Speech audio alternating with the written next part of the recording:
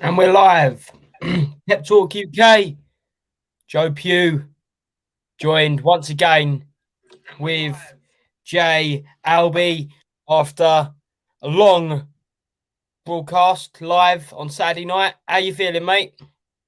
All good, all good. Fresh as always on a Monday, Joe. Lovely to be back. Yeah, it was a great watch along. Really enjoyed it. Great debate at the end. It was a great fight. Thoroughly good evening, really. Like I said, it was great to interact with the fans. That was interesting. We had you on there, Probies.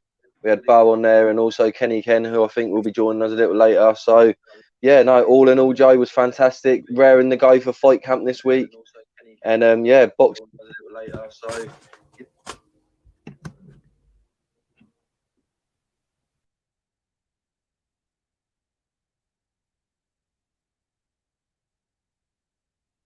I think we lost Joe there for a minute, but never mind.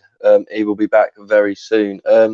Yeah, no, yeah, it was a great weekend. Controversial finish, as everyone saw. In some eyes, it wasn't. Some eyes, it was. I still believe it was a premature stoppage. So we'll talk about that later this evening. We're going to talk about fight camp, and we're also going to be getting the fans' questions in as well. So yeah, people, please get in touch. Let us know what you're thinking. Let us know your thoughts over the weekend. And yeah, here he is. Mr. Pugh is back. Sorry, I Back in the couldn't room. hear a word you were saying. I couldn't hear a word you were saying on the No, just pretty broadcast. much. Yeah, No, just pretty much. I played it through my phone, so I managed to get through, but I just couldn't hear you on the laptop, so I just had to get off of the live and rejoin. So sorry about that, but yeah, make sure you get your comments in tonight, guys. Have a bit of interaction because, as Jay was saying, we had a bit of fun last week and before the main event, and then we had a big debate after, didn't we? Or mainly you, Kenny, and Bo did. Me and Probies just had to. We didn't need to say much. We just had to sit back and relax and enjoy a lengthy, good old debate. Yeah. So yeah, let us know what you think. We'll start off with that. Let's know what you think of the stoppage of Carlos Takam against Joe Joyce on Saturday night, because certainly on the live it caused a big stir, and I'm sure when Kenny joins us he'll have more opinions on it. But looking back, first of all, have you rewatched the fight, Jay, and have you changed your opinion on it at all? Yeah, no, I've re-seen it back. Look, it's difficult. I'll probably be a bit more chilled about it now. That I see why some people would say it was right to be stopped, but I still don't believe personally it should have been stopped. I feel like the guy didn't even get dropped. As you see afterwards, how upset he was, and that basically what he was doing was he was trying to just let Joe Joyce throw as many punches as he can. He said he thought he was tiring a bit. He thought he was up on points and that, and it was a bit of a tactic. But that is a risky tactic. If you leave it into the ref's hands like that, and you're taking shots or not really responding back, you got a risk of it being stopped. So yeah, look, my being the bonnet was really because of what Steve Gray done a few months ago when he allowed one fight to be brutally going on. And I know Bo said maybe it's because of that this may have swayed him to end it a bit earlier. So I kind of see that point a bit more now, but I still would have liked it to go a little bit longer. Let him maybe go down, take an eight count, maybe take a knee or something, and then if the punishment continued, then fair enough. But when he's 40, he's had a full camp. He's trying his hardest. He hasn't gone down, and then in his mind, it was a tactic, but it's a risky tactic. But look, Joe Joyce goes on to bigger and better things, and that's great as well. So look, it's not really wasn't upset with that because Takam lost, because I'm a fan of Joe Joyce more so probably than Takam, but it was just the way it got stopped. But look, it takes the shine off Joe Joyce if you think of it as well, because instead of them saying what a great stoppage it is or what a great win, they're just saying everyone's talking about maybe it was stopped a little bit too early. But yeah, it's great stuff for Joe Joyce going forward. Definitely. And David Forbes said Joe Joyce wasn't tiring. It was a fair stoppage. And when you look at that, Jay, do you think that the referee should take that into consideration about, obviously, Takam come on early in the start of the fight. He was winning the early rounds. He was light on his feet, but we did see him slow down as we get into rounds 5 and 6, and we see Joe Joyce come on strong. And then we see, look, David Forbes has come back with another comment saying he took over 30 punches without throwing one back, and that is probably true there. Yeah. Yeah, no, definitely. Look, it's one of them, especially at heavyweight boxing. You can definitely say it's a dangerous risk to take. But how many were hurting him? look, I don't think the result would have been different. I think he would have got stopped anyway. It was just obviously, like Bo said, some fans are more extreme in that they want to see a little bit more for a conclusive finish. Some fans are a bit more safety conscious, which is fair as well. There's no wrong really answer. I don't think it's just some people. That's what's an opinion. That's what it's split. Some people thought he should have been given an 8 count, or maybe like or maybe just get knocked down, get back up, and if he took a few more punches and then.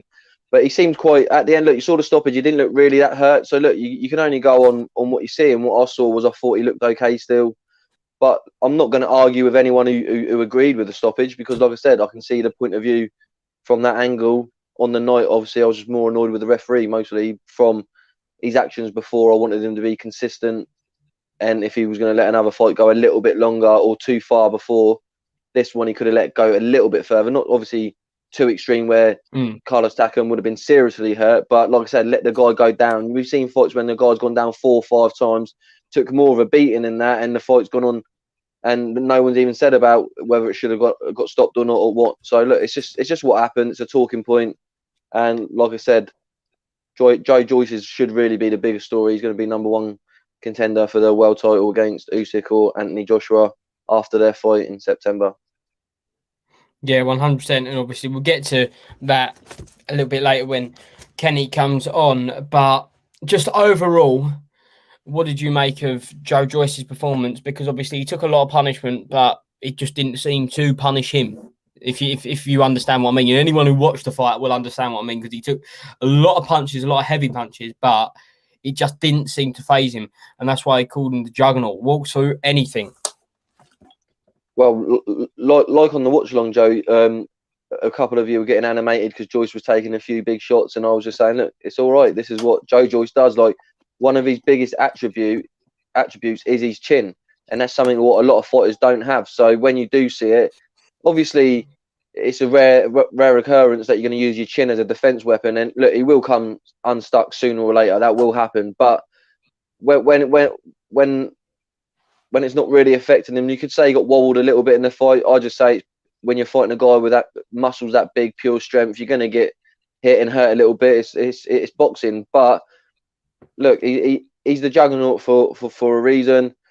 He gets stronger as the fight goes on. He's more suited to the pros than the amateurs. He was a great amateur, but to the pros, it's fantastic. Over 12 rounds, the guy's a machine, and you know he's not going away after a couple of rounds, and you know the volume of punch is going to keep going.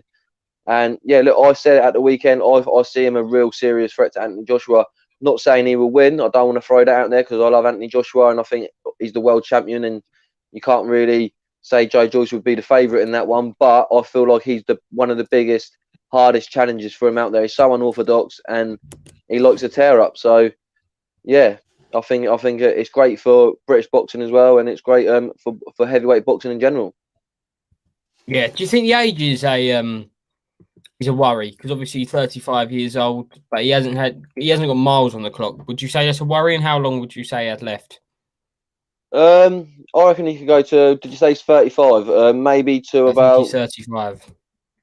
38, 39 maybe, because he didn't start till he was 22. He's quite athletic.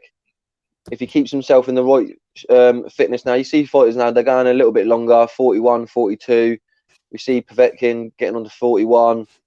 Takam's 40. He's saying he wants to continue. You're seeing it now, especially like in all sports. You see in football with their strength and conditioning, nutritionists, all the science that goes into sports these days. Athletes are being able to compete at a high level for a lot longer. So I believe 38, 39. So that's 4 or 5 years. So look, look, he's got a title shot. He said he'd wait for the undisputed. I think if he gets a title shot at the end of 2022, which he'd be lucky, he's still only going to be 36, 37. Lucky. But for Joe Joyce, his ambition ain't going to be, I'm going to win world title and defend it 10 times. His ambition is going to be win the world title, and maybe if he can defend it 1 or 2 times, that's going to be great for him because he's going to make a lot of money. Being a world champion is a dream on its own. It's something that he's going to want to like say that he got a silver medal at the Olympics, which should have been gold. Wins a world title, gets a bit of money, defends it a couple of times. I think Joe Joyce would be happy with that, especially where he turned pro so late in his career. That's a great career for anyone, Joe. You can't really like sniffle at that, can you? So he's got to get there. He's got to get got to win the fights. But look, that's what I feel like. If he can get the maximum, I think the maximum Joyce can get, which is fantastic, is to win a world title and defend it a couple of times. And I think that'd be great. Obviously, after the fight, Frank Warren said that he wants Joe Joyce out again in October, wants him to keep moving. Obviously, it was only his 13th professional fight, which is fantastic to fight someone of Carlos Takam's level anyway. Who would you put him up against next? Well, there's a couple of people, Joe, I'll put him in there with. It's what you're going to decide. If Frank don't want to give him too much, and I don't mean this in any disrespect, because I think this fighter is a great fighter and he's one of my favourites. But if you want to put him in there and it's going to be a fan favourite fight, it's going to sell a lot of tickets, I'd go Derek Chisora, because obviously he's a fighter that you can get away with still fighting at the top level because he campaigns there. And I feel like it's a great UK fight and it's a great ticket seller. And also it's that little bait, like I keep saying, that #1 spot. Del Boy will want to go for it. Joyce will fight anyone, we know that. So that's one that I'd say could play out. I wouldn't mind seeing an Iron Wallen or someone like that. That'd be a good fight. I wouldn't go for someone, because look, everyone's tied up. It's not saying he wouldn't fight who. You can look, Wilder's tied up, Fury's tied up, AJ Usyk's tied up. Dillian White could be an option, but he might be tied up in September, so that's not really going to be likely. So you got to wait up. Andy Ruiz could be a possibility if he wants to pick that. It depends who Frank's going to put him in with. Me, I'd say Frank's probably going to look at someone like a Del Boy or someone at that sort of level. Maybe did Helenius and that still fight the other night? I'm not too sure if that fight still went. No, that's been postponed to obviously October the 9th now. That so maybe I would. In the end. Yeah, so I'm not too sure, but I'm sure if there's anyone in the comments wants to throw a few suggestions out, we can put them on the screen and talk about who you want. Joseph Parker's a great shout that I've seen there. Yeah, hang on, yeah. So so put it in there. It's definitely, I think with Frank, he's going to play it safe but quite fair. I'm trying to think. Tony Yoko, would you put him in there with him? I'm not too sure. Tony Yoko, yeah, another one there from Haydar Mahmoud. Obviously it's the rematch. It's the rematch, Tony Yoko. Yeah, no, that's true. From the Olympic final. Obviously, when many people think he got robbed, but I think Joe Joyce has pushed on more. Yeah, I agree. Since obviously turning pro. So what I'll do then is I'll throw some names at you and I'll look at I'll read some as well to you as well, Joe. You got Ortiz. While you're getting at Ortiz is being mentioned by DJN1. Haydar Mahmoud says Huey Fury's a good one. I say Philip Hergovich, because that's another mandatory spot you could claim there if you win that. So your RBF and WBO, make yourself a bit stronger in that position. That'd be a great, smart business move. They fought before. There's some great fights out there. You're going to get a couple of lists up. It's even get top 20, because obviously there's going to be some big names out there. And like we said, it may not be someone in the top 10, but it might be a name still. So there's going to be options out there for Joe Joyce. Also in the comments, if you want, throw out if you think Carlos Takam's going to come back. And if so, who would you like to see him in with? Could you want to see him in with Del Boy again? That rematch could go ahead. And also like the video and subscribe to Pep Talk UK. So no, there's some great fights out there for either guy. But yeah, I don't know what your thoughts on it, Joe. Who would you like to see Joe Joyce in with next? So, personally, I wouldn't go for Ortiz. I think that's too much of a risk at this stage. I rate Ortiz very highly. But then I'll just go to BoxRec rankings, and then I look in the top 20, around that top 20 mark, and you've got Huey Fury sitting at 20. I like that fight. I think that's a tricky fight. But I like it because it's slightly different to the Dubois and Takam fight. They bring different tasks for Joe Joyce, and if Joe Joyce can come through that, then it does show that he's ready for all types of styles.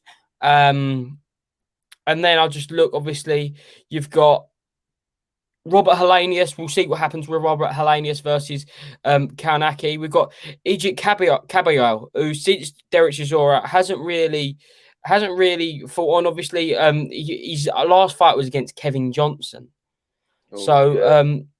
But he's been looking for a big fight. He was rumoured to fight Tyson Fury last December. That didn't materialise. So obviously Frank was looking to bring in an opponent because that was in the UK. So maybe he does go down the Caballero route. Otto Wallin, again, I don't think that one really works out with the whole PBC thing.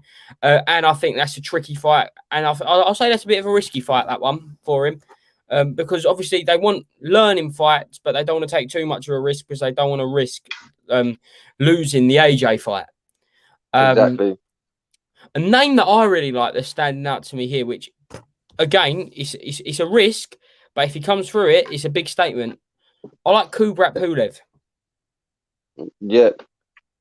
I'd quite like to see Kubrat Pulev versus Joe Joyce. I think, obviously, it's a measuring stick because we see Anthony Joshua versus Kubrat Pulev last time out.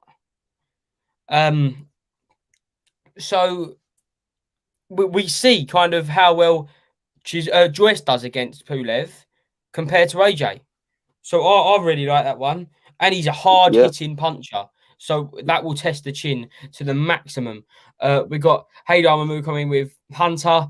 I think Hunter's probably still just eyeing that Triller money at the minute. Got Alan Skill from the other night. I remember Alan. Evening, fellas. Hope you're well. Evening, Alan. Yeah. We got Takam Babbage. M Cloud. I was just getting that out. 213. Takam versus Babbage. Oh, I wouldn't mind that, would you? I think that's a good fight. I think for Takam, I reckon to stay relevant, he could fight in the UK, and I think Babbage is definitely someone who's going to bring entertainment, and I think that's a pick and fight. I don't think they want that fight though. I think that's too much for Babbage at this stage.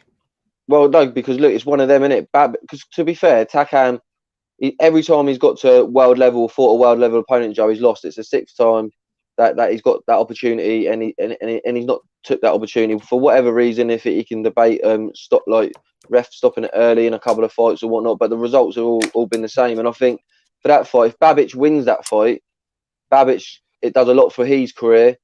And if Takam wins, it keeps him relevant in the UK. Matchroom are definitely going to put him on another show, and you got to think business. Like, it's all right. Who's he going to fight next? Like, really at the top level at the moment. Like I mentioned just not long ago, it's all tied up pretty much. It's a complicated scene at the moment. But I'd go for maybe someone like that. I wouldn't mind. That's a good fight for Huey Fury. 100%. That's great. I wouldn't mind that. Hey, I'm FA Jagbar again. I don't think they want to put two heavyweight-ish prospects like that in. Like, good fight for Takam. Good fighter, yeah. And good fight for FA. If it was FA versus Takam, I'd like that. But obviously, you've got to get past. Takam's going to be that sort of fighter now, Joe, isn't he? A gatekeeper. Like at 40, kind of. I reckon he could probably go for 42 because of his physique and everything like that. But he's going to be like the Derek Chisora. Like I said, for Babbage, it would be a roll of the dice because what does he see in his career? And it's an opportunity that he might think that could then give me the opportunity to fight a top 6, 7 heavyweight after that to get him in the mix. These fighters have got to take opportunities, Joe. It's got to be prize fighter mentality. It's got to be you got to take a chance, and I think Takam would take that. Like I said, on the Matchroom Dazn card. Also, like I said, for him, it's a win-win as well. It's in the UK. He's got a good UK fan base. And if he wins, even though Babbage isn't a high-ranking fighter, that's irrelevant for Takam at the moment at his stage in his career. He needs to stay relevant with the fans. He needs to get another deal with Matchroom, like even another one fight after that, because he beat Babbage, and keep the dice rolling, because what else has he really got to fight for? He probably ain't going to fight for a world title. And if he is, he's going to have to do it the hard way, which is fighting these sort of opponents. I'm going to say one now. I don't think it'll happen, but I'd quite like to see this one. Obviously, two highly decorated amateurs. I'd quite like to see Joe Joyce versus Zhang. Maybe stick him in the US. In his last fight, though, Joe. No, he didn't. He didn't look good at all. Joyce takes him out in 3. He didn't look good in his last fight, but obviously it could have been an off night because he did look good in the build up to that. So I wouldn't write him off. So I still think that's a risk for Joyce, because you just don't know how good Zhang is going to be. Yeah, he didn't look great in his last time out. He got a draw, didn't he? And I think he was lucky to get a draw. But yeah, before we move on to Fight Camp, this weekend, which I absolutely can't wait for. Just got to address this little comment. M Squared says, "How do you juggle studying for your GCSEs with YouTube?" I'm assuming M Squared, you mean me. I'm that just a little bit older. I have done Yeah. my GCSEs, and it's Jay. Jay, you ain't done your GCSEs yet, have you? Not for about 16 years, mate. So no, yeah. So yeah, no, it must be definitely you. But look, we don't know, Joe. Look, Joe's definitely not doing his GCSEs. Joe's a little bit older than that. But look, the knowledge of boxing for Joe is the knowledge of someone who's been in the sport for 20, 30 years. So can't argue with that. Definitely. So let's get to it then. Fight camp, Dazn, Matchroom. It starts off this week, 3 weeks. Let's go. A whole host of fights. Let's get tucked right in, and we'll start at the top of the first card. Conor Benn versus Granados. What's your thoughts, Jay? Well, look, after Conor Benn's last performance, what can you say? Look, I see him as a rising star. I think he's got raw talent, but also with that raw talent, that he's putting that bit of skill, that bit of hard work in the gym, learning his craft. He didn't have much of an amateur career. Big following his dad's footsteps. It's a big burden, but I feel like he's weathered the storm. Once you get past your 10th fight and you've been through a few hard fights and you've kind of earned your own right, that weight kind of goes off your own shoulders on that aspect, but you get another weight on your shoulders that obviously you're going for your own goals. But look, I think that he's doing fantastic. Took Vargas out in 1 round. What was it? Something like 50 odd seconds, something stupid like that. I can't remember quite the length of time, but it was very, very quick. And I thought in that fight, it showed you that he stepped up a level. He done what not many fighters have done, that beat Vargas, and he looks great. Granados, yeah, I'm not really too sure how he's going to perform. I'm not really too much of a fan of his. I'll be honest, I'm not seeing much. But I think the best Conor Benn at the moment would be most fighters at the moment between world and European level. Maybe not the elite at the world championship titles, but anywhere between European and maybe British level, I think Conor Benn would do at the moment. I think the confidence is that high, and I'm looking for maybe he wins within 6 rounds. Okay, so just on Granados, he's been out twice this year already, which is always a good sign. Activity with a rollout win against Herrera Carlo, and then he got a draw against Jose Luis Sanchez. So it's a good measuring stick again, and I think it's great matchmaking. I must admit, it's that good little step up from Vargas to Granados, and then we'll see another step up because he's still 24. And I think everyone, including myself, was getting a bit carried away with Conor Benn. Talking about the Sean Porters of this world, talking about the Danny Garcias, talking about the Kavalauskas of this world. Let's keep it slow and steady. Another 2 years, and he could be fighting the best. He could be fighting the Errol Spencers. He could be fighting the Terence Crawfords. Let's keep it slow and steady with Conor Benn because at the rate he's improving, he could really be a great fighter. No, 100%, Joe. Look, I think he's on his way there. And look, it's good for people to say he should be fighting them sort of fighters. Look, people in the comments, let us know, who do you think Conor Benn should be fighting after this fight if he comes through victorious? What sort of level do you think he can get to? Do you think he'll become a world champion? Look, there's some comments he can be better than his dad. Yeah, if he could be better than his dad, that would be some sort of achievement. So yeah, look, let's see what the fans have got to say. Joe, get some comments going in that. Obviously, see what they're saying if they agree with us. Yeah, Smoking Joe's just said he's looking forward to it. Worth a Butchers, he's going to watch that fight. Jasdin says, I personally think Florian Marco will beat any welterweight in that's a talking point. Britain. That is a talking point. Let's know why Jasdin, because he's looked good. He looked good. Obviously, it was Jamie Stewart he got the draw against, I think, on the AJ undercard last year, which weren't his greatest performance. I think he deserved to come away with the W for it, even so. But I think he looked really good against Ryland Cholton. He weathered a few big punches, but for the most part, he was dominant. And again, it's all about step ups. But we'll get to it. And next one I'm going to talk about on this card, which there's 2 fights that probably gets my juices flowing even more than the main event. And we'll talk about the European, Commonwealth and British title fight between Tommy McCarthy and Chris Billam-Smith. A bit of spite between these two. And I'm really looking forward to it. Ireland versus England. Chris Billam-Smith, 12-1-0. Tommy McCarthy, 18-2-0. It's going to be a good one, this, isn't it? It's going to be a really good one. Hopefully it's a slugfest, Joe. Hopefully that it's one of them wars that you say could be fight of the night. A little creeper, may you say? I know it's I think it's co-main event, but look, I think it's one of them that could creep up there and be fight of the night. I think there's a bit of needle in it. I see McCarthy when they done the original press conference, wasn't happy with a few things that Billam-Smith said to him. I think, yeah, I like that. I like it. It's not too personal where you can say, look, it's a bit disrespectful to beef and you feel uncomfortable. Where I think it's a nice little edge to it, Joe. Like you said, Ireland versus the UK.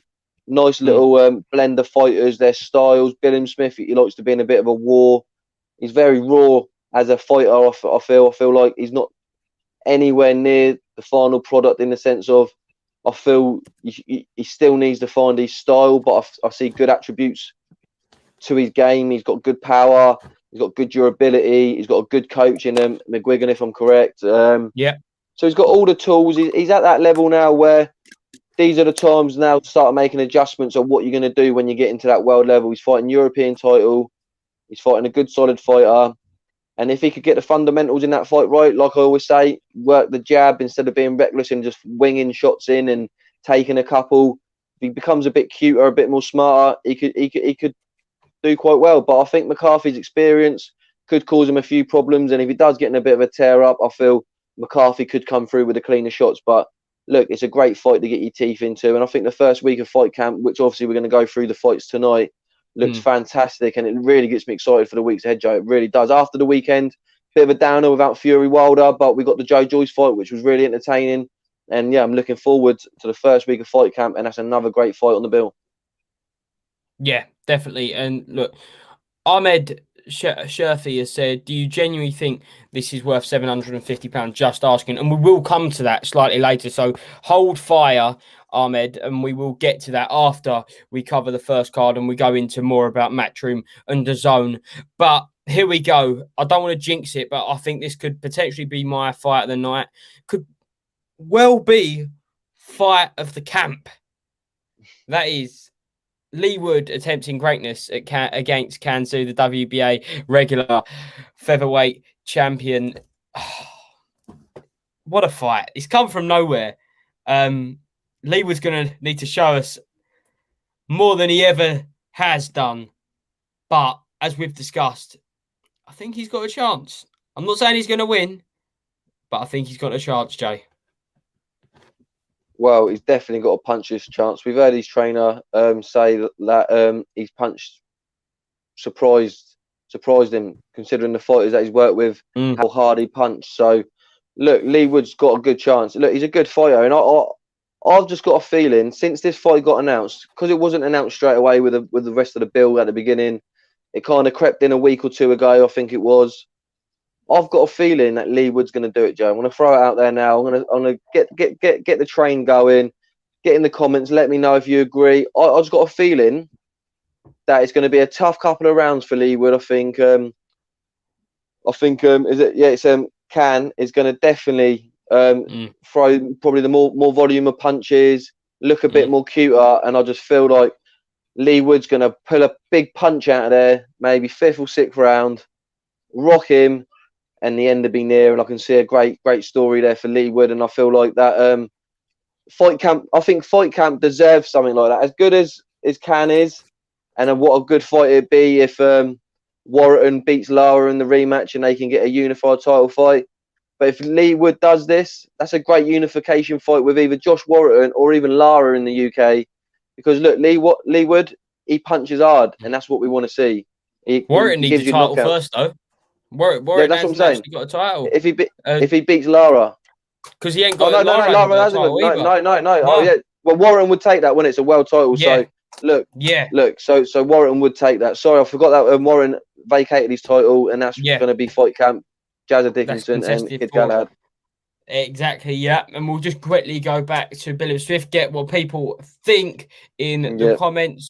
Jazz Dizzy says, Billam-Smith is a good fighter, and if I remember, his loss to Riakporhe was a split decision and could have gone either way. That is very, very true, Jazz. I think that was on the undercard of Dillian White versus Oscar Rivas. I was watching that, and I think, I might be wrong, but I definitely saw the fight, and I thought, yeah, it was very, very close.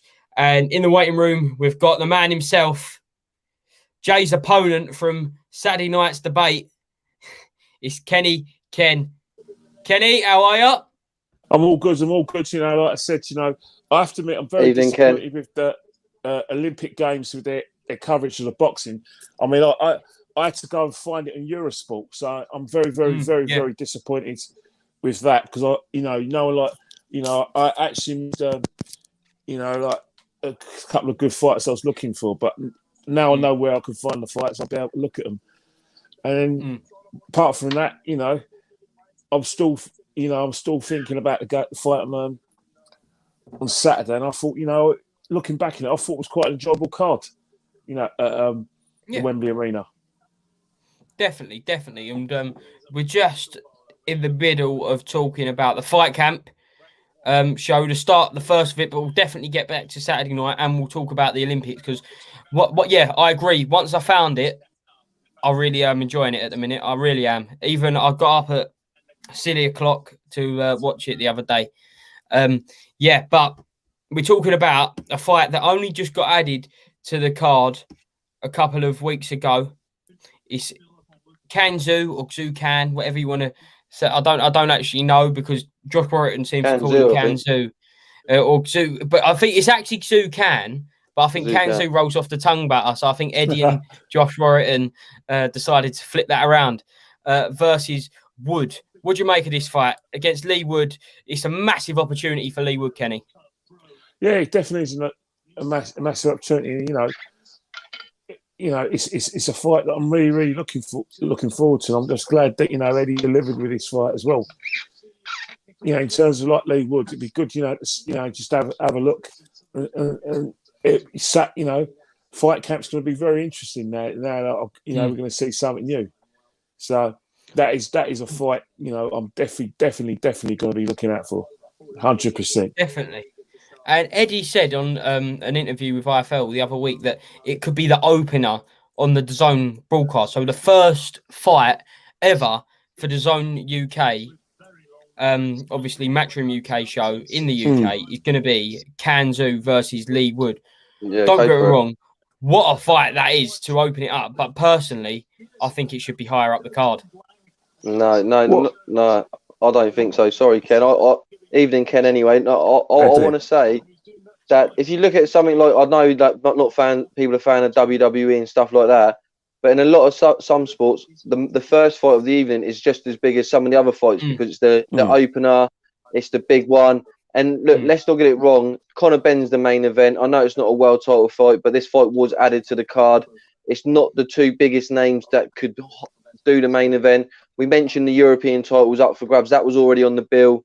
So why not, instead of being fourth or fifth on the card, go first and start the zone with a bang? Be the history makers. Be the first person. That would be a trivia question in the future. Who were the first two fighters to fight on the first DAZN Matchroom bill in the UK for the world title? And it's something that's something a little bit different. And I think that would be great to start with DAZN. Go with a bang. And I'd rather go first than go fifth or fourth, to be honest. So I wouldn't argue with that. Personally, I would have done it. I can totally see your point when you look at, like WWE. I think it was WrestleMania 35. The opener was Seth Rollins versus Brock Lesnar for the WWE title. That it was crazy, but if you look at it, I would personally have had Billam-Smith versus McCarthy to open up. It's a British title fight, European and Commonwealth. Got the straps on the line, kind of open it up to the British market. As I said, there's a bit of spite behind it, gets people in. And then, because I just think that it's just going to be a high entertainment fight, I would have had that co-main event roll people up for a Conor Benn. Big Conor Benn performance that I think we'll see. Go on, Kenny. But sometimes I think you've just got to build, build up your card, and I'm not too bothered about which fight starts. I just want to see some like boxing. You know what I mean? Yeah. And it's been a while because I think what's happened is that you realise when these shows come along like Fight Camp, you just think, you know what, the first thing you want to do is go on to Sky Battle 401 main event, and you think, oh no, it's not on the Sky anymore. So I think this is a situation like the next 3 weeks. I think that's when Sky's going to think, you know what, we've missed out here, but it is where it is, and it's a massive opportunity for Dazn and all new fans to see some good boxing, and hopefully we're all six. There has been some disappointments for Fight Camp, which you're going to go into. Marku had to pull out. Yeah, we were going to get to that. Shannon Courtney's had to pull out as well. So injuries as well, and so it's one of those things where you just have to, just pray if it goes right. No issues with COVID, and we'll get cracking on with the fights on hand. 100%. We'll get to return of Anthony Fowler. Anthony Fowler also on the card. He's had a change of opponent. Yeah, he's now fighting Rico Muller. Yeah, Rico Muller, and he's only losses. He's got 3 losses, and it's very interesting.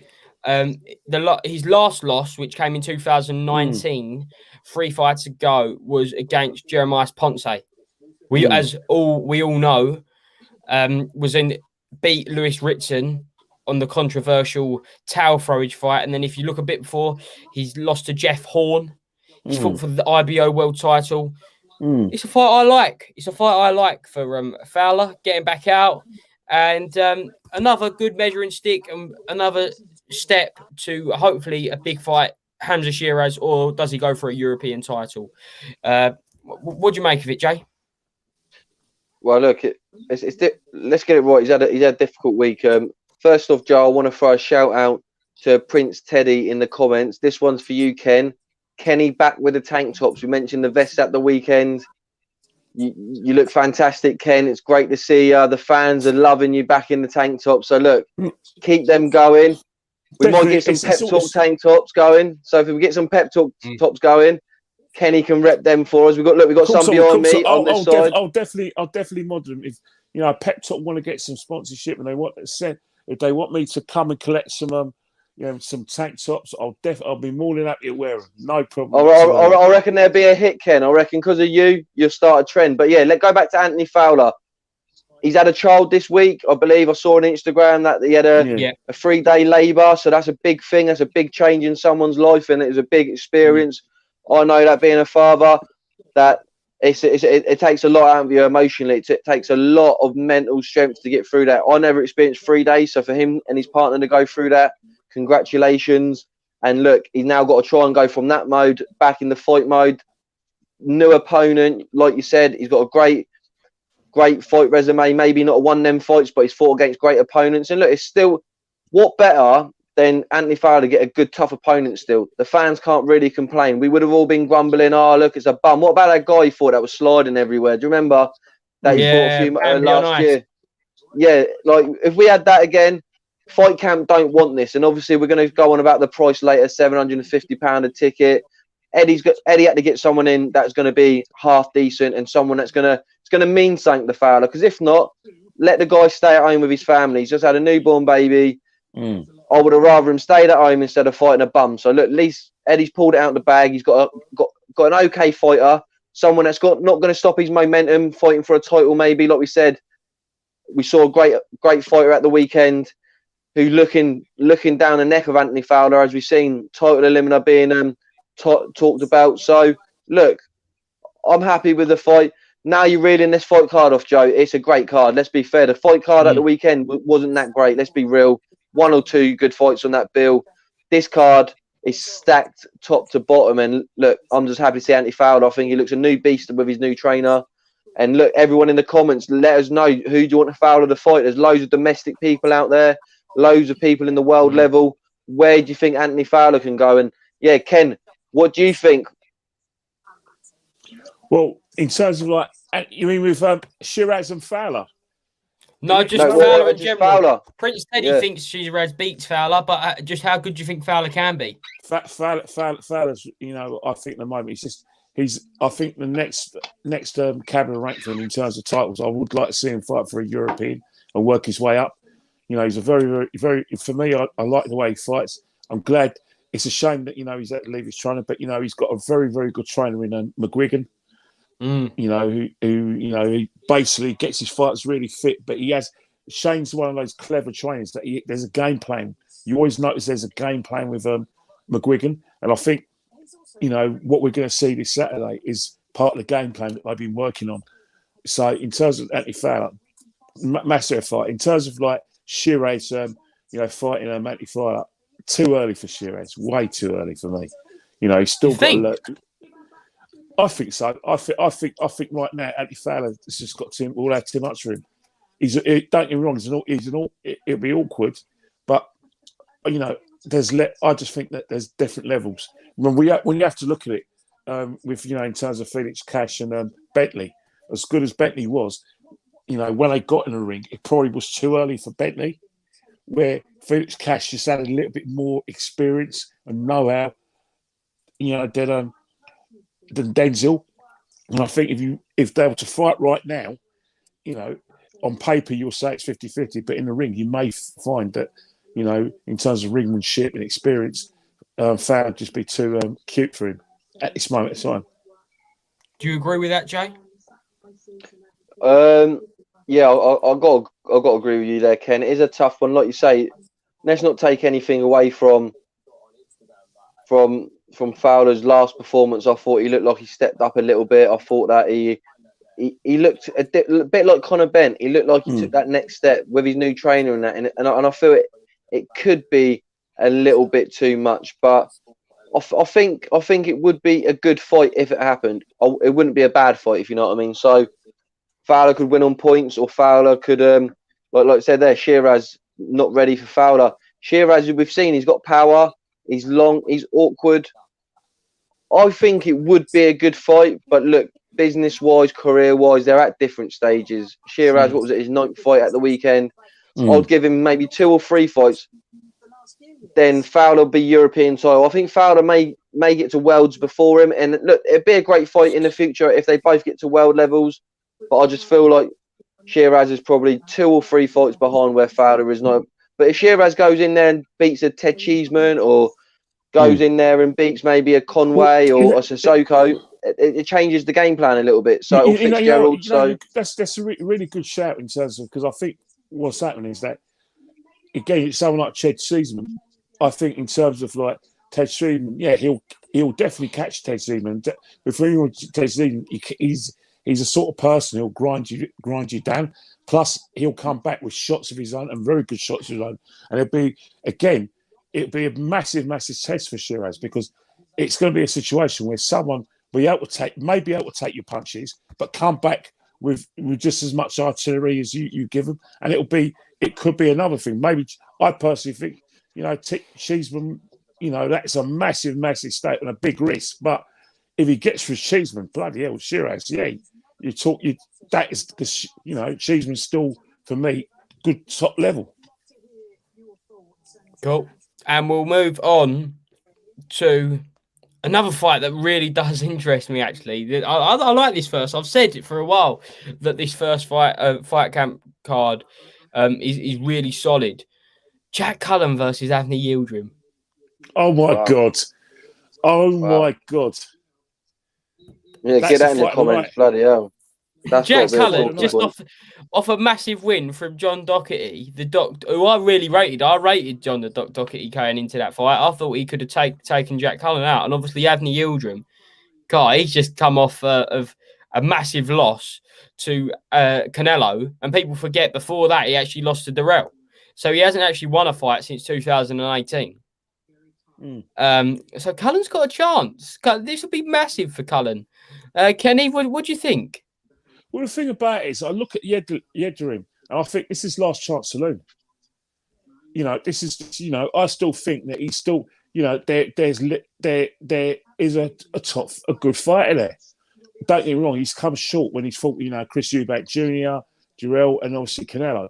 But, in terms of that, I think that all those fighters were I thought we a couple of levels above him.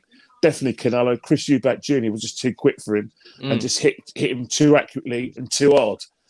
And, I think Jarrell was a better fighter now. But I think there's still mileage in that fight. And I think it's a good fight for Yildirim. And I think it's a fight he dare not lose. But this is a massive, massive opportunity because I know if Cullen takes him out pretty early, he weren't that great. And I think we've got to stop doing that in boxing. Because I remember watching an interview with IFL involving Sam Jones. And I think what we do in boxing right now is that we're always after the event. And we did it with Joshua after he lost to Ruiz. We did it with, we're doing it with Wilder. And I'm sure we're going to do it with any other fight. And we did it a bit with Dillian White when he lost to Povetkin, knowing full well it was one punch. But Dillian White was bashing him around the ring. But Dillian White made one mistake. And I think that's the thing. Some fighters get punished for mistakes they made. But I think whatever happens, that'd be a very, very good, nice scalp if he does get Yildirim. And there's a fight that I would not be missing because I still think that Yildirim, if he wants to carry on earning big money and getting these fights, he's got to beat this guy. He's got to take him out. Yeah. He's got to come fully conditioned, fully mentally say, right, I'm ready to put my life in the line. Not this, you know what? I've had a great career and he's hit me hard and it hurts and I'm feeling the pain and I don't want no more. You know what I mean? I'll be gutted if he did that. What about you, Jay? Well, Kenny, mate, look, it might have to be the rematch tonight. I'm going to have to disagree with you for the first time tonight. Look, I've got the title belt there from the victory at the weekend. I'll put it on the line against you again. I think what's happened. Well, the pep talk poll. The pep talk poll spoke. Ken, have you seen the pep talk poll? No, I haven't actually. I think I got 66% of the vote. We put a poll out there. Was it an early stoppage? 66 said yeah. I feel like so. The title I put up against you. It wasn't close then. No, definitely not. But no, I don't think there's a fighter in Yildirim. I think he was a bum against Canelo, even though Canelo was fantastic. I didn't think he was much cop against Chris Eubank Jr. And I feel like he didn't fight for that period of time. And he just done a good business deal. He got another fight with Matchroom with Eddie Earn by signing the Canelo deal. So for him, top marks, 10 out of 10. Great business move. He got another fight. And this Cullen fight is the type of fight I was saying for like Takam and Babic. It's that sort of fight that is a bit random, a bit mad, but it kind of makes sense in a business sense because Takam needs to be relevant. If Yildirim pulls out a win, his credit ain't going to go up in the sense of the level of opponent, but with the fans in the UK, his stock will go up. He'll get more fans like Kenny. Obviously thinks there's a fighter in there, so it'll prove a lot of people wrong. And he might get another fight with Matchroom, which at the end of the day, people like Yildirim and that, they're on a fight-by-fight kind of deal where they need to impress maybe to get the next big deal or the next fight that's going to help progress them. So I don't think that Yildirim's that good. And I think I'm going to go for a Cullen win this weekend, Joe. I'm going to go for a Cullen win. I'm going to think that Yildirim might look not good, but he might be landing some big punches because Cullen does get hit with some big shots. But I feel Cullen's got that dog in him. And I feel like Yildirim doesn't have that heart in him no more, as I keep saying. And in the end, I reckon maybe round 9, 10 and 11, Cullen might start pinning on him. And I can see the referee maybe stepping in because he's taking too many blows. But look, get in the comments, like the video, subscribe to Pep Talk UK. And these fights are what everyone wants to talk about. Haydar Mahmood says Cullen wins as well there, Joe. The fans, let us know what you think. It's an interesting fight. That's what makes it interesting. That's what makes it a little bit more. This card's just got something about it. All the cards have. That's what makes Fight Camp Fight Camp. That's why Fight Camp is so unique. That's why ticket prices are so hard to get in there. I think you're going to get a lot of well-known faces in there. A few maybe celebrity type maybe feel about it. We're going to see the new Dazn team, which is going to be interesting. Maybe we can talk about that in a little while. Get in the comments of the Dazn team as well. Who you're liking, who you're not liking. Ken's favourite, My Jammer's going to be on there. Also, Joe's favourite, as we spoke about before on previous shows. Yeah, so look, there's loads of good things for this weekend. And honestly, Joe, for the first time in about 4 to 5 weeks, I'm actually really buzzing for boxing. The weekend got me going a little bit. Yeah, maybe longer. I'm really buzzing, the first mate. time since Josh Taylor versus Ramirez, I'd probably say, yeah, this actually got me really buzzing. I'm somewhere in the middle of both of you. Actually, I'm somewhere in the middle. I definitely think there's a fighter in there, but I do think it'd be a big win for Cullen, and I think it's doable. But I just don't see. I think a fighter that can beat the likes of Ryan Ford and Aaron Pryor are definitely. It's definitely a fight to be reckoned with, even though it weren't the right stages of their careers. And then we've also got the third professional outing of the young Campbell Hatton and the professional debut of Sandy Ryan. Just to round that up, which would be a nice card. So to summarise, we've got Sandy Ryan's pro debut. We've got Campbell Hatton. We've got Anthony Fowler against Muller. We've got Zucan versus Lee Wood. We have got Avni Yildirim versus Jack Cullen. We've got Chris Billam-Smith versus Tommy McCarthy. Yes. And we have got Conor Benn versus Adrian Granados. All that being said, I want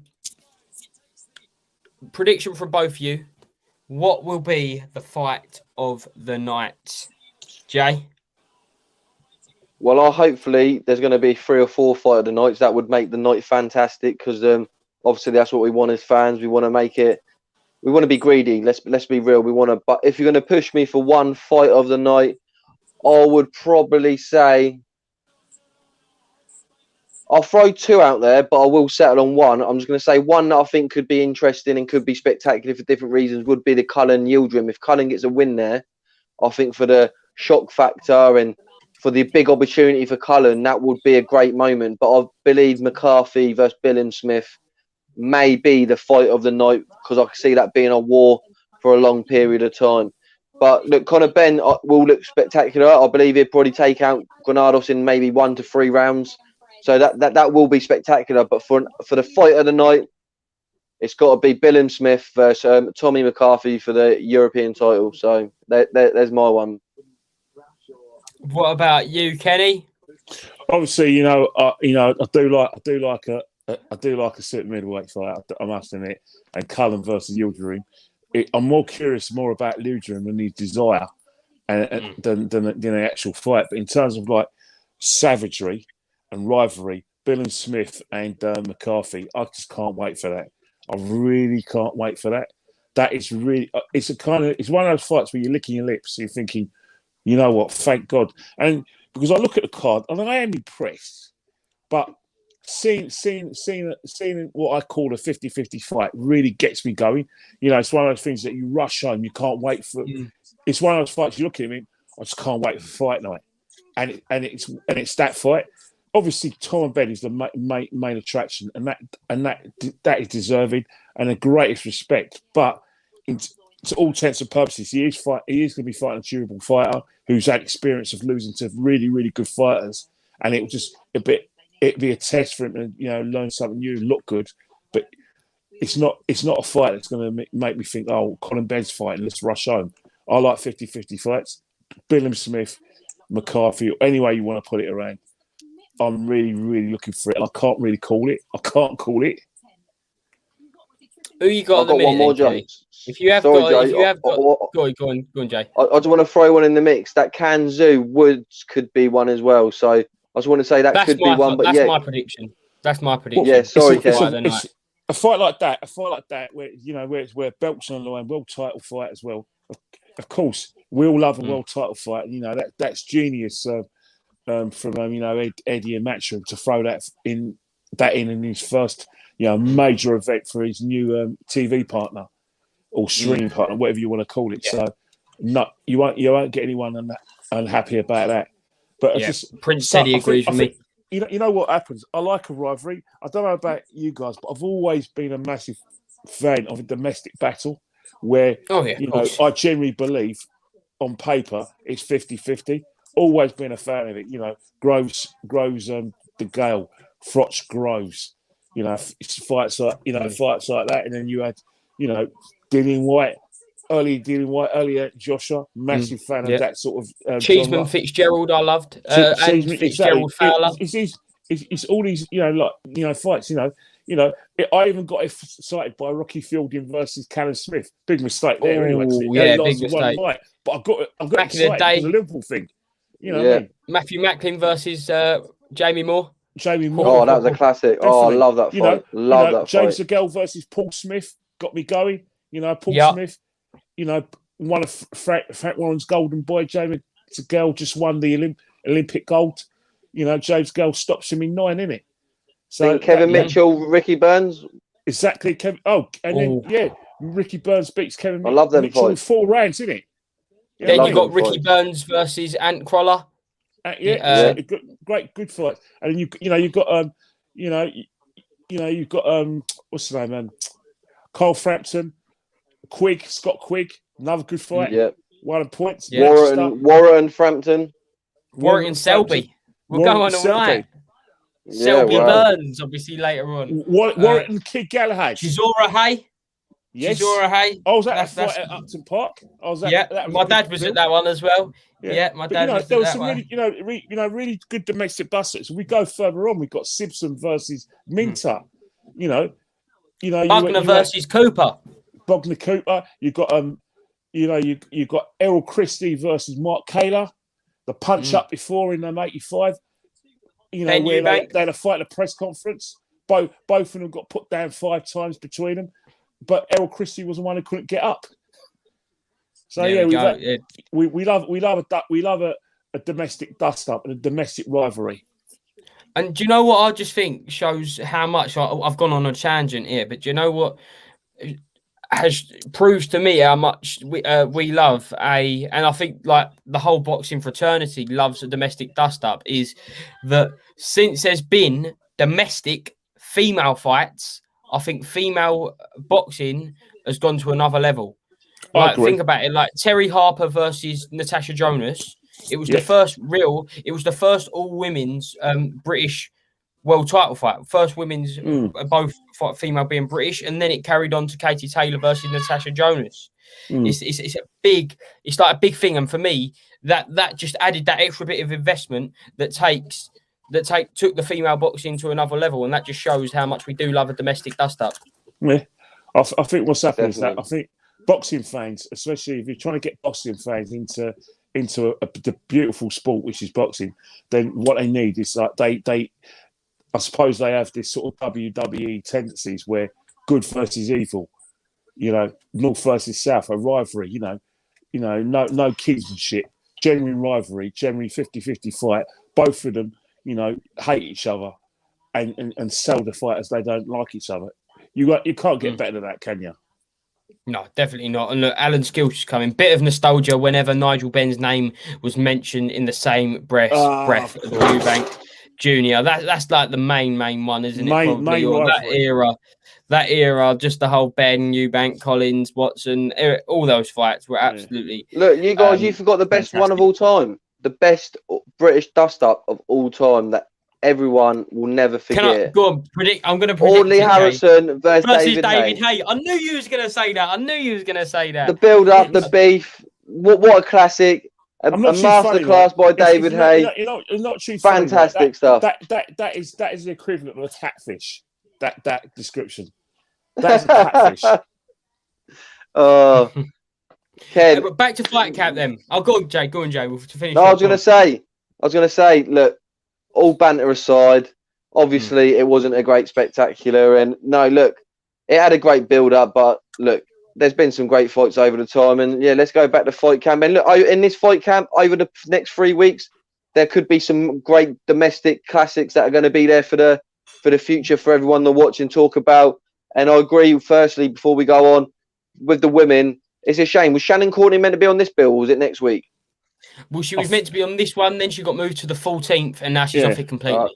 So look, obviously you said we've got is it Sandy Ryan making her debut this weekend. That's fantastic. Obviously, get on her journey. Would have been great if there was more of a female fighter that's obviously a bit higher up, maybe going for a world title or a big domestic clash.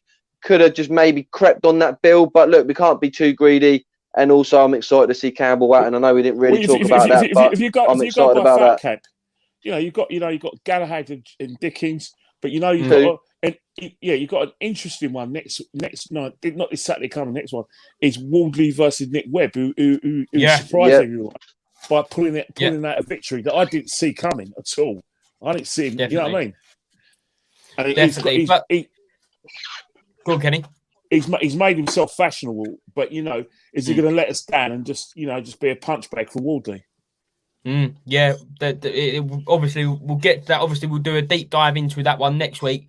But to kind of round off the fights of week 1 of Fight Camp, would you rate the whole card out of 10 for the first week of Fight Camp? In comparison to the other cards, in comparison to even the Sky cards that Eddie put on the Saturday Night Fight Night, and obviously it's only the starting rate, but at the fact that it's only £2 a month, Jay, what would you rate this fight card out of 10?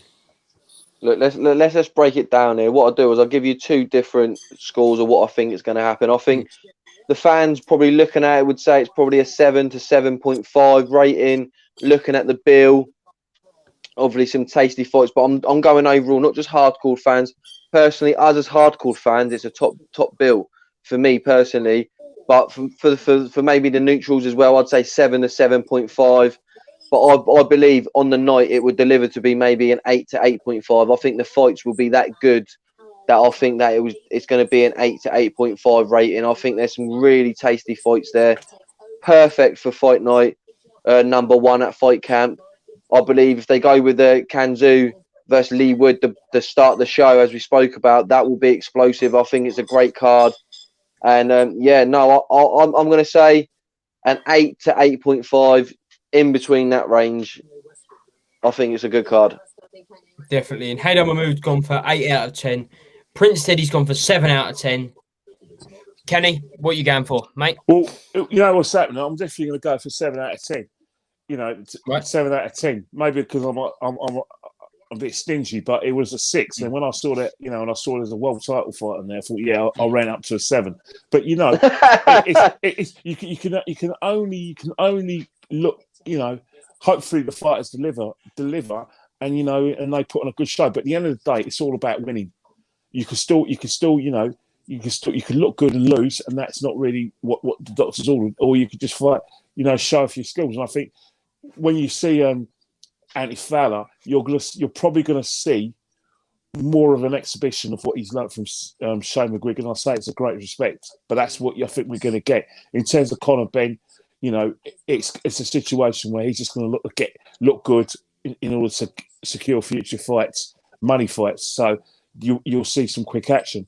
But in terms of a proper battle, we've got a world title fight, which is going to be a battle. We got a sleep. We got basically someone who we believe needs to get off his fat ass and prove that he's interested in making a career for resurrecting his career rather than making money. And then you've got the domestic dust up. So, I'll give it a 7, but I'm just hoping that at the end of the night,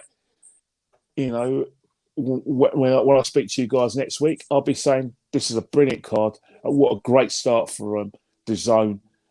And, hopefully, the thing I want to do, right, and I say it's a great respect, I don't care about the commentators or the presenters. It's a card. And I want to talk about the card. And if I'm talking about the presentation and everything, then the card isn't good. And you'll be listening to us anyway, won't you, Ken? Won't you join us at the weekend for the watch along? Well, or you'll be listening to us? No, the thing about it is that what's happening is that I'm looking at one of the TVs and they're not in sync with Apple. My phone's Apple, and so I can only watch it on. I can only watch the fights on maybe an iPad. Do you have a Fire Stick, Ken? No, I want to know what a Fire Stick is. You know, What about your kids? Did they have any Xboxes not or at all. anything like that? They all watch the boxing on or watch TV on for subscription. Cost me a fortune, but I'd rather pay it because I know it's not gonna crash out on me. Yeah, definitely. We've got Trish Lloyd. He's giving it a 2 out of 10. Well, Harsh in my opinion. Let us know, Trish. Give your reasons. Why, Trish? And what would you have on this card? W. Riles says world title against who? It's the WBA regular world title between Kanzu and Lee Wood. He also says this card is atrocious. Got a great respect for him to say that, but I think what's happening is that you just have to look at the situation, and fight camp invariably is domestic fights, and fight camp opens doors for fighters to make big names. They put in a good performance, and it opens doors for fans to see these fighters that they don't normally associate with. You know what I mean? You've got to remember the sexy fight is on the 25th of September. The World Top exactly. That's a sexy fight. And you've got another sexy fight. Box office. A sexy fight between Tyson Fury and Deontay Wilder 3. So sometimes, it's not all about sexy fights. It's about proper fights. I think there's quite a few on there. What's your rating, Joe? I'll read these out, then I'll quickly get to it. Hot Video says, is there any heavyweight fights on the card? No, there isn't this week, but I believe there's 3 heavyweight fights on the next week's card. Alan Skill says, you wouldn't want a restaurant review from Kenny, would you? Ha ha ha. He takes no prisoners and knows what he wants.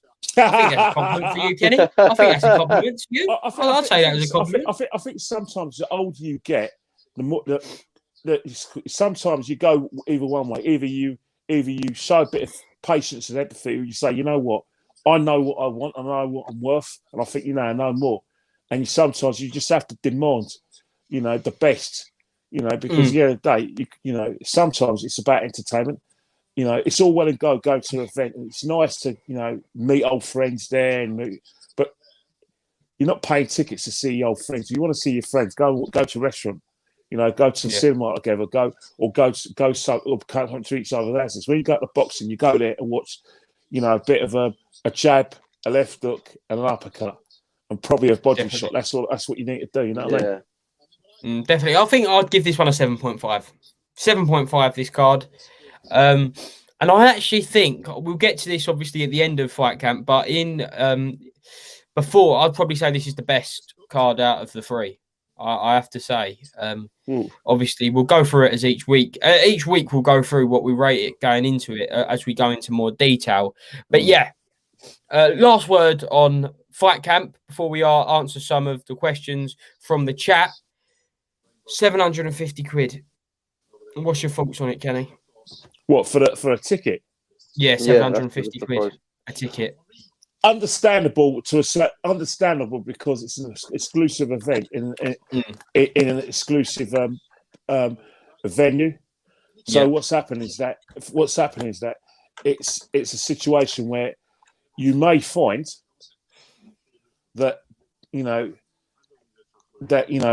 terms of future fights, they may, because of the fact that we've lost a lot of money in revenue, your fights, your tickets may go up. But in terms of fight camp, again, the disappointing thing about it, it's exclusive, so it's only going to have rich boxing people there and movers and shakers. You know what I mean? So fans like us who would love to go, who go everywhere around the country. We've done the hard yards. We've done our best. We've done our Bethnal Greens at York Hall. We've done our small hall shows. We've been excluded, but it's not as if you're having a fight at a major boxing venue, or you're having it in someone's private garden. So it's kind of a black tie event, isn't it? You might as well call it, white collar, because it's white collar prices, isn't it? Yeah. There you go, Jay. What do you think of this one? Look, as a fan, obviously I'm disappointed because obviously it's a very high, expensive price. Obviously, we didn't realise how high it was going to go up to, and it's a bit crazy that obviously for the fight week it's £750. for the show. But look, there's going to be, like you say, there's going to be some big names there. There's going to be some rollers. Like someone said in the comments, you're going to pay that money to sit next to Gordon Ramsay.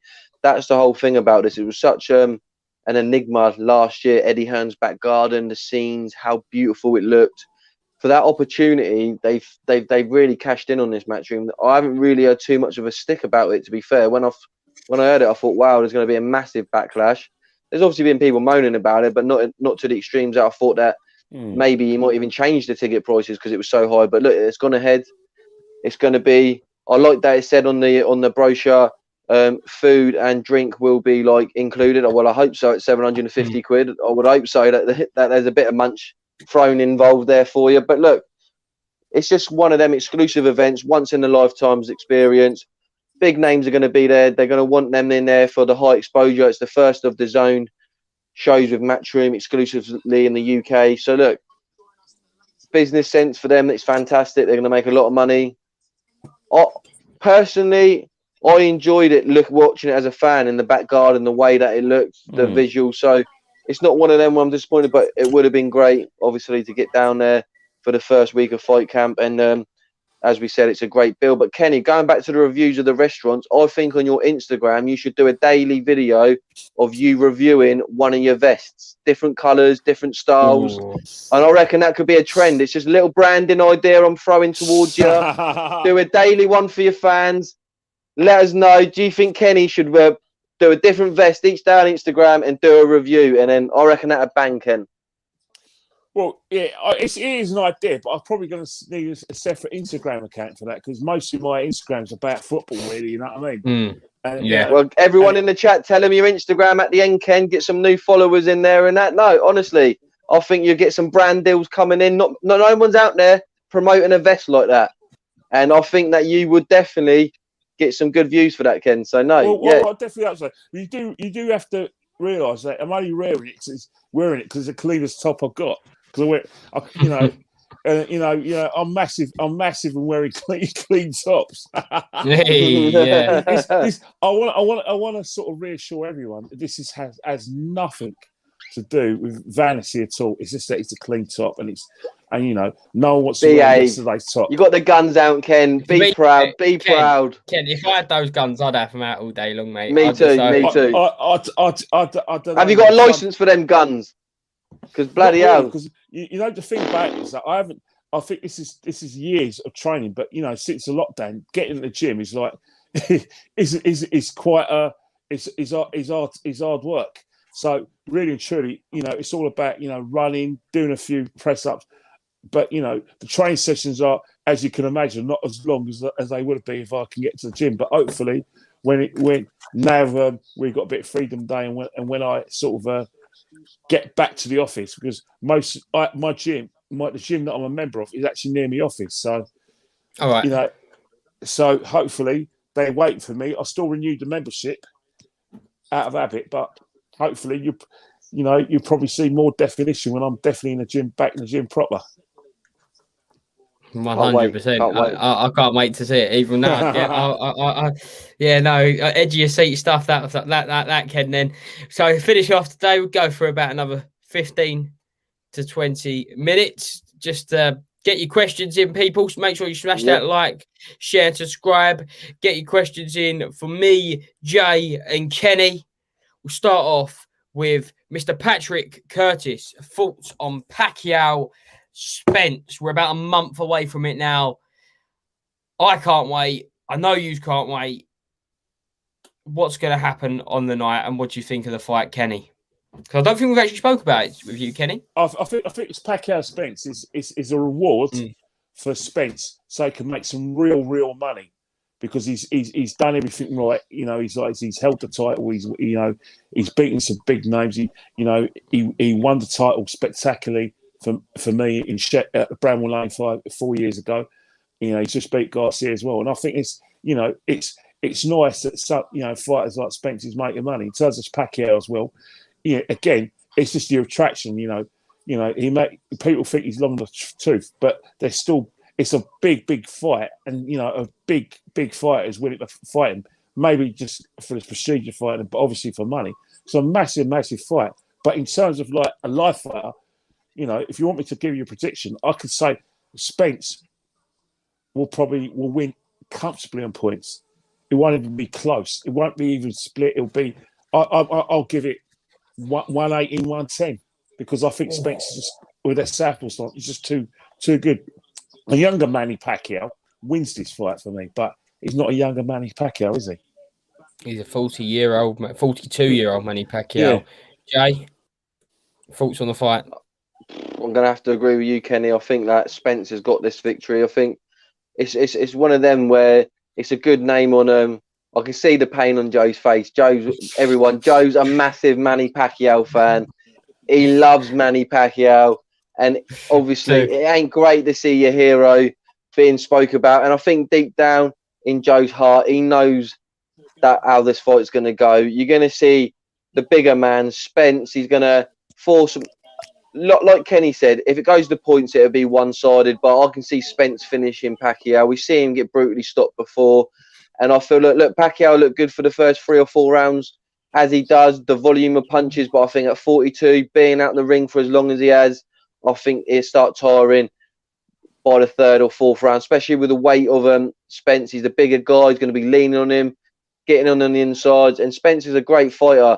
After his car accident, people were saying, will Spence be the same? But look, he looked fantastic. And I love Pacquiao as well. Not as much as you, Joe, but I have so much respect for the guy. He's a world champion in multiple weight categories. He's done some fantastic things, but I think it's going to be a sad night that night for Manny Pacquiao, and I think it will be the last time we see Manny Pacquiao in the ring again, because it's either going to go a big one-sided points victory, like Kenny said, or a brutal stoppage, late rounds from 9 to 12. So, yeah, no, that's my predictions. I'm sure you may have a different thought, Joe, but yeah, the pain's all over your face. I just think, first of all, the main thing I'm saying is never, ever, ever write off Manny Pacquiao. You never write off Manny Pacquiao because you just don't know. You just, you literally, if I was never to write off one person, it would be Manny Pacquiao. But I agree. I'm trying to find ways. He beat Spence, and I'm struggling. I'll be honest. I can't think he knocked him out. I can't think he could knock Spence out. We've never seen Spence hurt though, Joe. Come on, there's no signs to say. No, I agree with that. There's no signs to say that on the Spencer side, but there's all signs on saying that Manny Pacquiao in the past has possessed iron power, and they do say that the last thing you lose is your power. Yeah, so timing. That size too big. It's got to be timing as well. Yeah, and you know, it's about being able to get those shots, because at the end of the day, as Jay says, you know, Spence would just sit on him. You know, the thing about it is that they're both southpaws anyway, so it's going to be a situation where, you know, they're not exactly going to outwit each other in terms of how they're going to fight. But one thing is that Spence has got good footwork and he's very quick as well. And you know, don't get me wrong, timing always beats speed. But I think Spence has got speed and timing as well. And he is the sort of person, right, who's got deceptive power, but when he does connect, it does hurt. Kell Brook, will testify to that. No, you look at it. So obviously, Kell Brook, he has fought Spence. He knows what it's like to fight Spence, but Pacquiao's fought everyone in his career. He's fought every single style at 8 different weight divisions, a world champion across 8 different weight divisions, something that you can never, ever take away. But, yeah, everyone has their day. Will it be on the 21st, I think it is, of August? We shall see.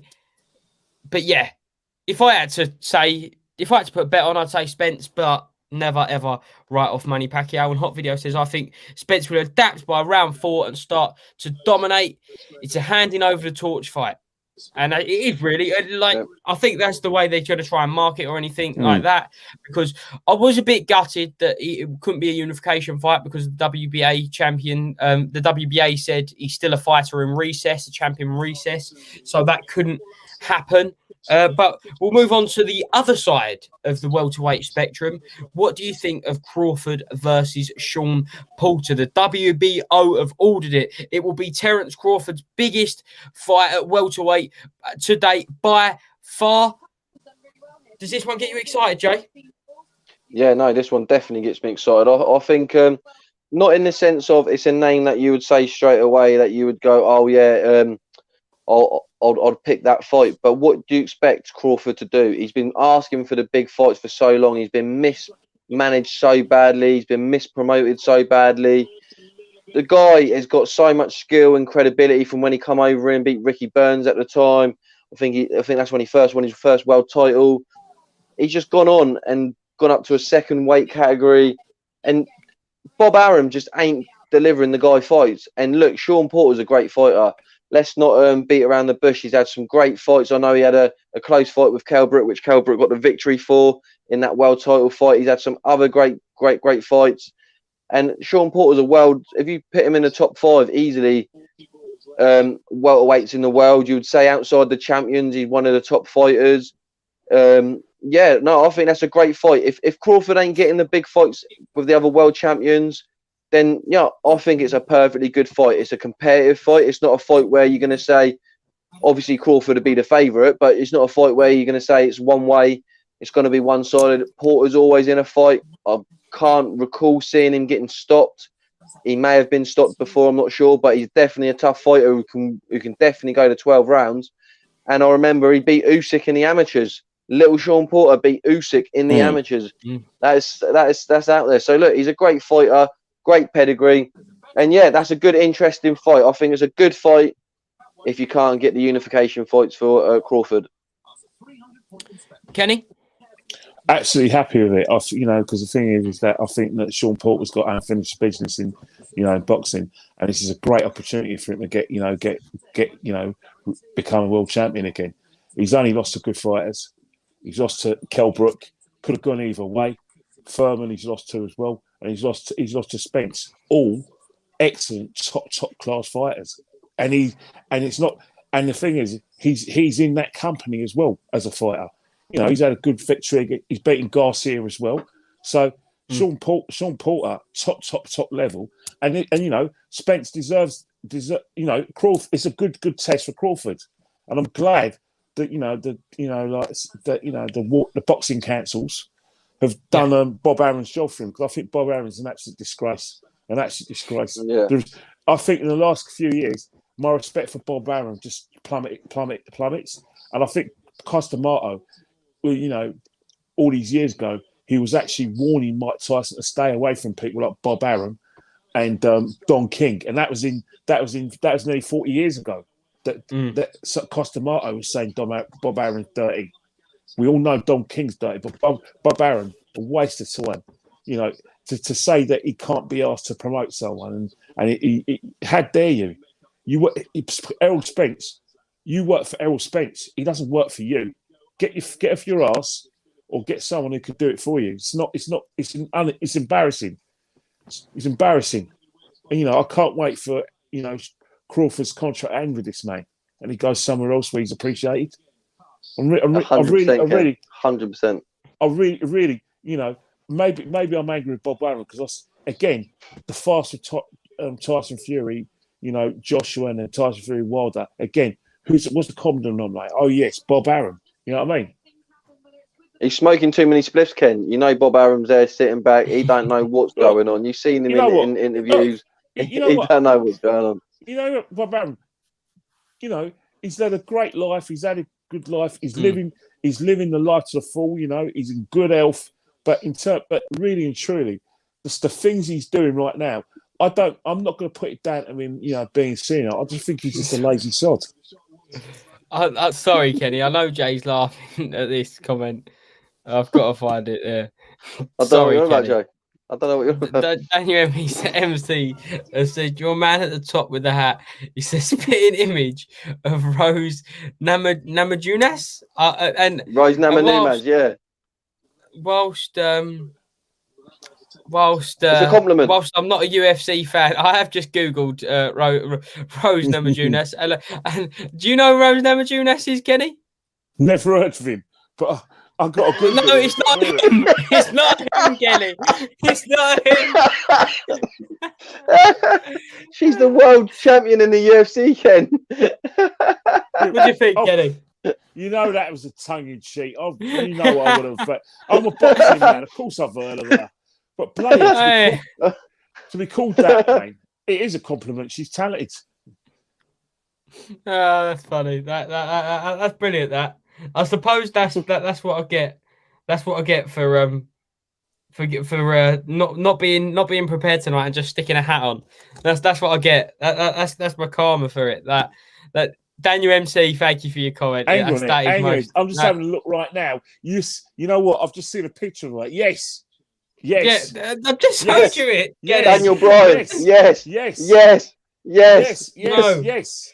Look, I have got hair. I said Michael Chandler. People in the comments, you got Tom Hardy, Mike Chandler, or Rose Namajunas. What a combination! A mix of all three. That goes back on. That goes back on. Rose is in the building. But no, definitely. I'm just going to make a bold prediction. I think the fight, because I think I'll find the comment. I think it was Hot Video said, do you think Crawford will vacate or fight Porter? I think he will fight him, but I'm going to make a prediction saying it's not going to be on a top rank show. I think it's going to go to purse bids. I think it's going to go to purse bids. I think this fight will take place on Dazn. I think Eddie Hearn's been wanting to Terence Crawford. No, I'm saying in the US. In the US, it won't be on. It won't be on ESPN. You know what? I can see. I still think it. You know, again, it will say a lot if it does go to purse bids, and you know, it goes to saying because it will show. It will show Bob Arum that you know Crawford is promotable, and you know that there is money in the fight, and people will want to see him fight, and he can sell it to TV. So that'd be interesting. Yeah, 100%. I think probably be the last one tonight. Caleb Plant versus Canelo. Oh, is it happening? What broadcaster is it going on? And who wins? Kenny, you saying DAZN? And you think that will happen next? That one? I'll see it going to DAZN. I think Canelo's just got. It's just too. This you know like Canelo is up there with you know Chavez, you know Floyd Mayweather, and it's one of those things where Canelo it's just too good. You know if Caleb Plant pulls this off, this will be one of the biggest shocks in boxing. That's how good Canelo is. Definitely. I personally think it's not going to happen on DAZN now, unless something big happens. Because Eddie has said that, and we know how hard it is to negotiate with Al Heyman and PBC. I think that it might get to a stage where PBC just offer a boatload of money for that fight, and obviously Eddie will still co-promote it, but it will take place on Showtime pay-per-view or Fox pay-per-view. What's your thoughts on it, Jay?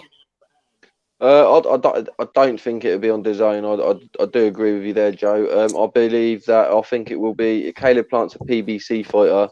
I believe I heard a deal with the PBC offered Canelo a one-fight deal, which would be like one of the biggest paydays that he would have got. I heard they're willing to spend that sort of money to get that fight.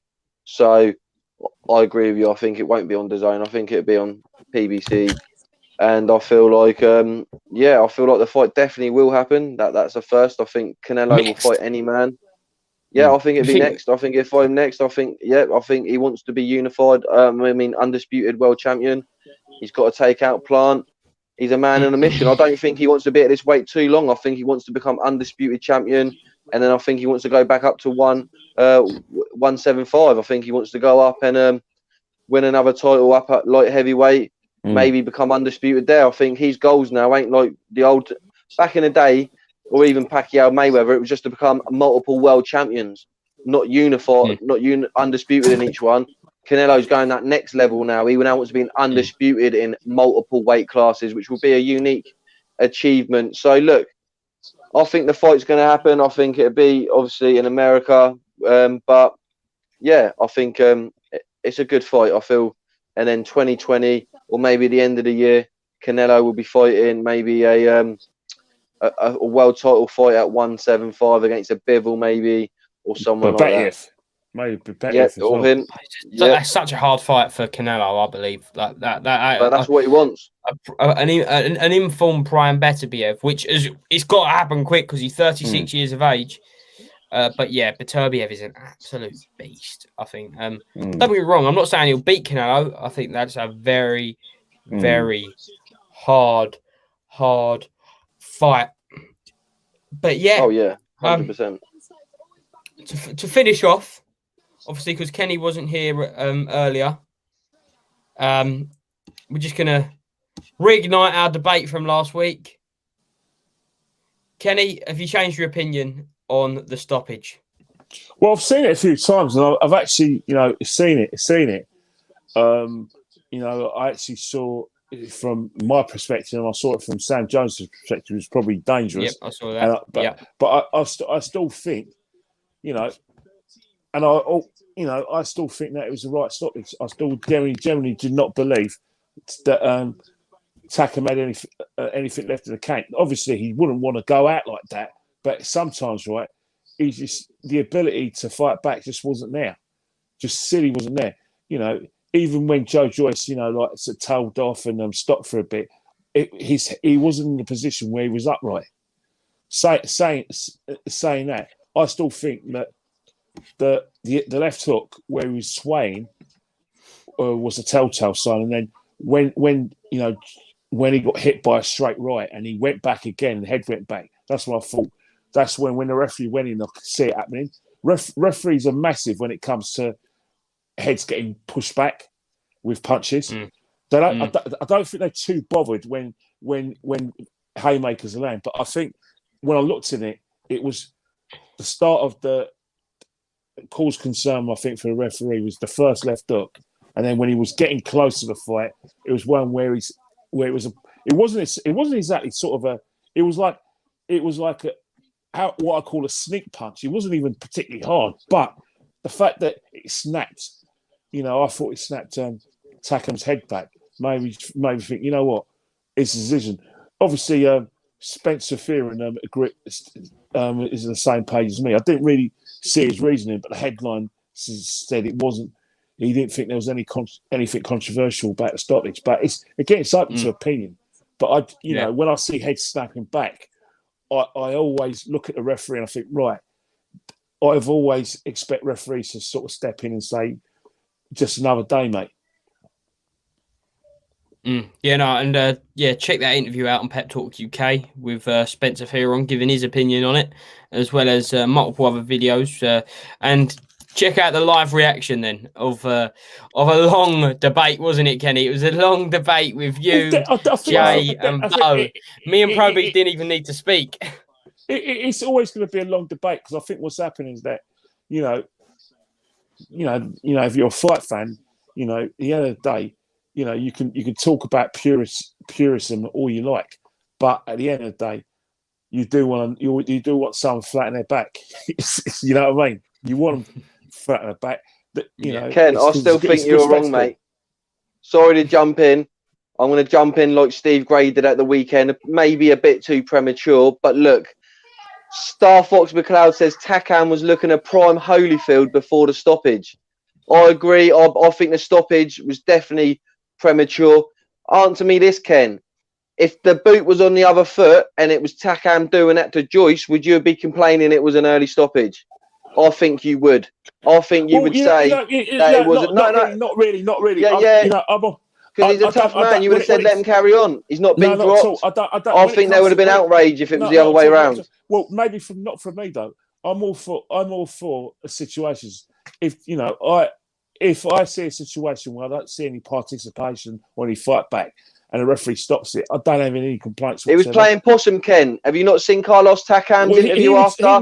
He was playing a bit of possum. It's a risky game. I said that earlier, but he wasn't really that hurt. You saw him at the end. Maybe not. He wasn't actually hurt. But then maybe in his next fight he will never ever play possum again because he's a fool to that's the himself risk. He was doing it. He's but I blame the ref. He did it. I blame the ref. If he suggested he's playing possum, then he shouldn't be complaining when the referee stops it. You know, referee doesn't know he's playing possum. Referee is basically in charge of both fighters' safety. So all these fighters who want to play possum, like they're out of some sort of one of the Rocky, free where he's getting hit by Clubber Lang and he's saying your punches don't hurt, keep on hitting me. This ain't a bloody films. It's a boxing fight. Yeah, but he said it. He said that he felt Joe was tiring a little bit because obviously it was a close fight up until that point. He said that maybe that's why Joe put it on him. If he felt Joe was tiring, you know what he should be doing. The minute he senses, Joe ain't timing his punches and he's tiring, put your hands up and come back. Do a comeback. He didn't do that. And that's the I can see your point there, Ken. But I just believe that you should let the guy go down once. Look, he didn't even go down. Give him a standing 8 count. I don't know if you can or not, but that should be definitely implemented. Or Takam should have took a knee. I hear what you're saying. If you look at the fight, before, Adelaide as well. Again, when he fought in his fight where the guy's gone down. I get it. But again, the thing with referees, right, is that everyone says they want consistency. They're not going to be consistent because they're going to say to you, well, I was the one in there and I've got to judge every situation as I see fit, especially when it comes to danger, because he will say to you, not every situation is the same. He will say, right, I threw that towel out the ring, and he will justify his reason for throwing it out the ring. You may not believe him, but he's going to, the first thing he will say to you, well, that's a different situation. But the refs need to be more consistent, Ken.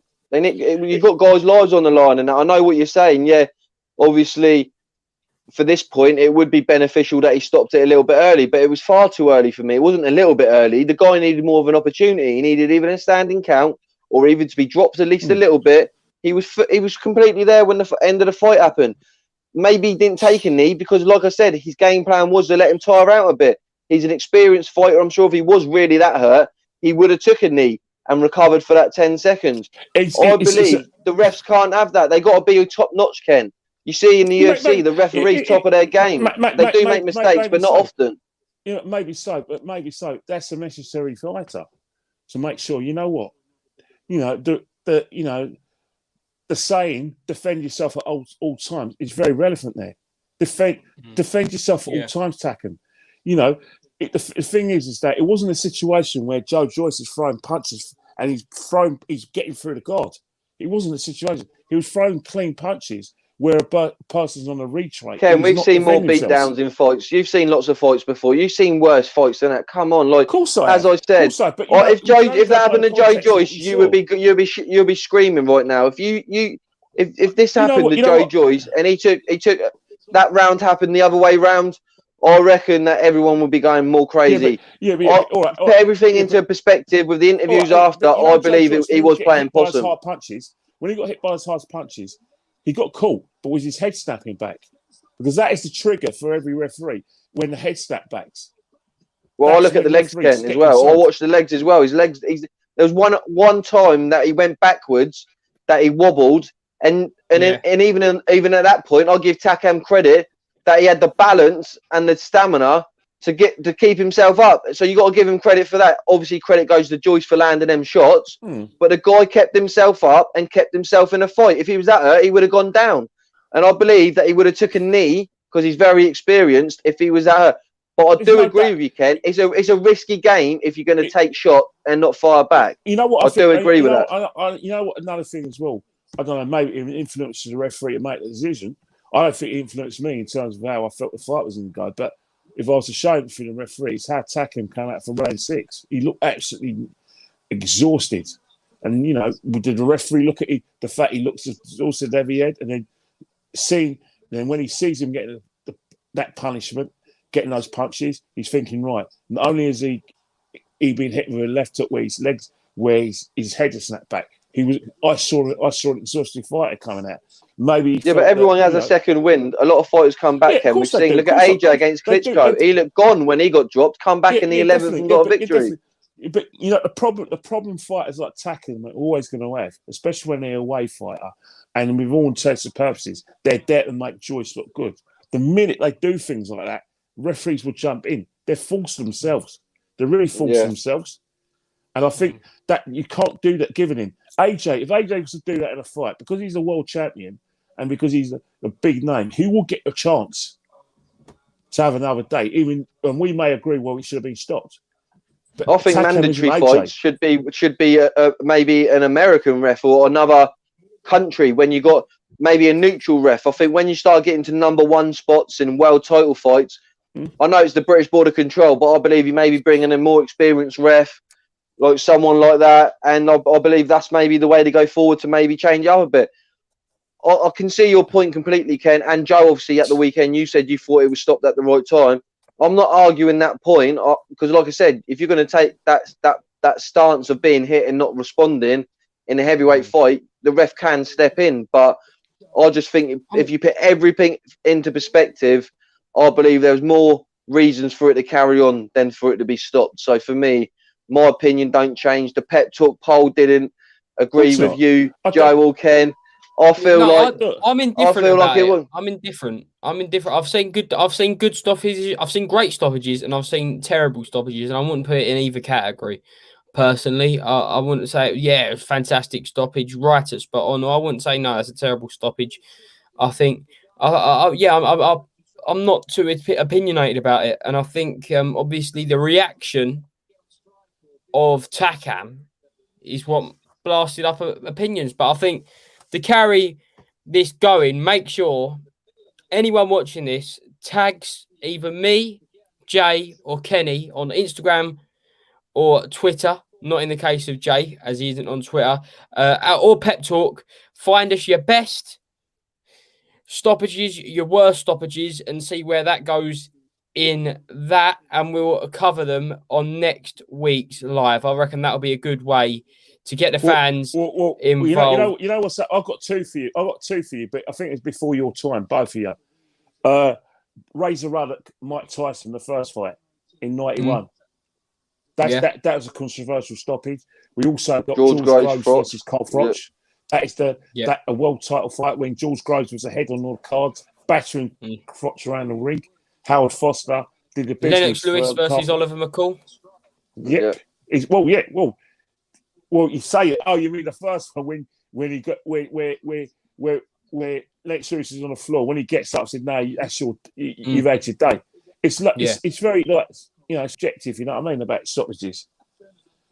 And also, people, let's not forget road to 20k. Subscribe to the channel, and also if we get the 20k by next week, we can review Joe's spar as we said at the weekend, and see if that was a controversial stoppage. See, that could be thrown into the top 10 maybe. So yeah, look, everyone, subscribe. All seriousness, the channel needs you all to subscribe, like the video, so we can do more videos like this. Get all the fans involved. And look, we've had a great evening at the weekend. We're gonna have another one this weekend too. Great show tonight. And look, Pep Talk UK all the way. So yeah, everyone, get subscribing. 100%. I echo Jay's words completely. Thank you very much for joining us, everyone, tonight, and thank you to Jay and Kenny. Well, someone told me it was 7:40. I was told, but it was 7:45. That's why I turned up at 7:45. Didn't know it started at 7:15. Did I tell you it was 7:45, Ken? No, I did. I said come on for 7:45 because me and Jay were going to do a little brief start at the beginning, and then. You jump in, Ken, for the big debates in that. So, yeah, that was me that said that. But, yeah, if you wanted to come in at the beginning, you can come in at the beginning next time, Ken.